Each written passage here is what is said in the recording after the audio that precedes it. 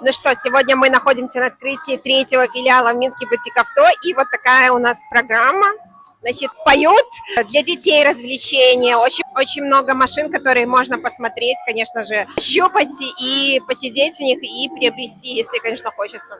Вам напоминаю, что можно здесь и приобрести машину, и отдать свою машину, продать через Автохаус, и взять машину себе в лизинг, и, конечно же, приехать, посмотреть, пощупать, поездить на них. В филиале Наубаревича есть много абсолютно разных машин.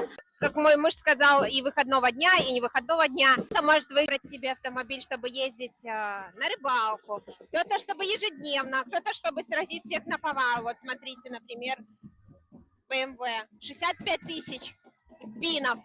BMW, кстати, ни разу еще не сидела. Даже не знаю, подходит мне BMW. Смотрите, какая штука есть, Сергей говорит, для высоких людей. Для тебя. Идите к своей мечте, к своей машинке, потому что машинка — это очень круто.